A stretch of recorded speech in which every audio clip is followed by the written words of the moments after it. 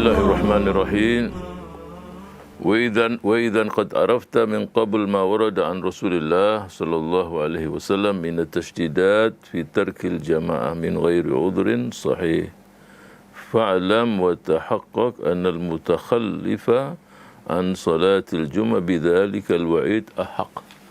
Jadi yang sudah kita jelaskan tentang mereka-mereka yang meninggalkan salat jamaah tanpa ada alasan yang dibenarkan, begitu banyak hadis-hadis yang memberikan tekanan di situ tentang sanksi-sanksi tentang mereka-mereka yang tidak berjamaah salat jamaah. Salat Jumat asyad. Nah, ini salat Jumat itu lebih lagi ditekankan dan lebih berbahaya lagi kalau seseorang meninggalkannya, maka di situ sanksinya jauh lebih besar. Kenapa? Nah, ini salah satu alasannya adalah li'annaha fardhu ainin bil ijma'. Nah, itu. Kalau salatul jamaah kan kita sudah bahas. Ada yang mengatakan sunnah muakkadah, fardhu kifayah, dan ada 4 pendapat di situ. Tapi kalau salat Jumat fardhu ainin bil ijma'. Tidak seorang pun dari ulama mengatakan salat Jumat sunnah atau sunnah muakkadah fardhu ain bil ijma'. Jadi kalau ada dalil, Ustaz, kan Quran lebih kuat dari ijma'. Kan ada Quran, sunnah, ijma'. Benar. Tapi kalau ijma' itu lebih kuat dari semuanya. Sebab apa ijma' lebih kuat? Lebih kuat dari dalil Quran dan sunnah. Kalau dari Quran maupun sunnah masih banyak penafsiran. Oh, perintah, tapi perintah itu tidak memuat satu kewajiban, malah mubah bisa. Wa idza halaltum fastadu. Nah, ini coba. Fastadu itu perintah untuk berburu. Kalau kalian sudah tahallul melaksanakan ibadah haji, maka berbululah kalian. Perintah, tapi perintah di sini tidak wajib. Kenapa? Karena pada dasarnya berburu binatang itu adalah mubah. Cuma ketika seseorang lagi ihram, itu diharamkan. Jadi kalau lagi pakai pakaian ihram tidak boleh berburu. Kalau mancing, boleh mancing. Apa bedanya berburu sama mancing? Kalau berburu itu kan berarti ada yang diburu. Kejar-kejaran. Nggak ada binatang buruan terus datang. Ya, persilahkan saya diburu aja. Kalau diburu berarti ada yang dikejar. Kalau mancing, ada nggak orang kejar-kejaran sama ikan di lautan? Nggak ada. Kan nggak ada kan? Tapi kalau binatang buruan dikejar terus. Kalau mancing dia tidak lupa sama tujuan. Kalau berburu, pakai pakaian lupa hajinya dia. Mestinya ke utara, kejar-kejaran ke selatan. Pulang kampung dia. Karena terus akan dikejar. Tapi kalau memancing tetap tujuannya. Dia nggak kemana-mana, di situ aja. Nah, memancing boleh.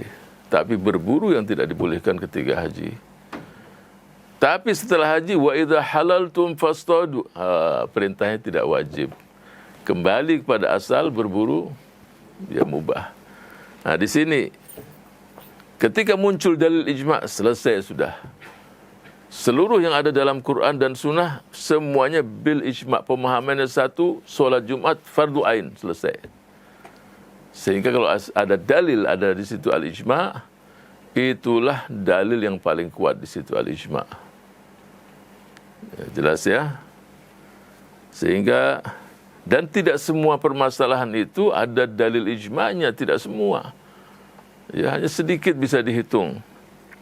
Dan kalau dikatakan ijma' berarti memang sumbernya kuat bahwa itu adalah ijma'. Tidak sembarangan orang bisa mengatakan itu adalah ijma'. Ya. Wa qad warada anhu sallallahu alaihi wasallam man taraka thalatha juma'in min ghairi udhrin taba'allahu ala qalbi. Artinya taba'allahu ala qalbi artinya ini orang-orang munafik. Ya, taba'allahu nifaq. Jadi an-nifaq ada di hatinya. Tapi dengan catatan tanpa udzur. Apa udzurnya? Ya kalau dia musafir. Kalau musafir tidak diwajibkan. Kemudian wasuila Ibnu Abbas radhiyallahu anhuma. Jadi kata-kata radhiyallahu anhuma berarti Ibnu Abbas dan ayahnya minal muslimin, minal mu'minin. Dua-duanya ini sudah bergabung dalam Islam semuanya. An rajulin yaqumul laila wa yasumun nahar walakinnahu la yahdurul jum'ah wal jamaah faqala huwa finnar. Itu jadi nggak bisa bermain-main masalah sholat Jumat. Jadi kalau orang puasa qiyamul lail tapi nggak Jumat, atau dalam hadis yang lain puasa qiyamul lail tapi sering mencaci maki orang, finnar juga. Jadi jaga juga lidah, ya, mulut dijaga. Kenapa? Karena pada dasarnya mestinya sholat itu membentuk karakter seseorang untuk menjadi baik. Terus pertanyaannya, Ustaz, dia sholat, tapi perilakunya berarti sholatnya nggak benar. Banyak orang-orang yang sholat tuh, ya mudah-mudahan Allah mengingatkan kita semua. Dan saya udah kasih tahu, salah satu caranya itu supaya khusyuk, tahapannya setelah bismillahirrahmanirrahim, ingat, setelah itu baca alhamdulillah, setelah alhamdulillah fokus. Jadi supaya tidak masuk angin, sekali lagi saya ingatkan. Udah nggak usah lah yang itu aja, sudah fokus. Setelah baca ini saya baca apa, setelah itu ikuti, terus nanti saya akan ruku, terus ruku, setelah ruku ini terus dia akhirnya nggak ada celah yang setan tuh mengganggu dirinya. Dan yang penting sekali terakhirnya.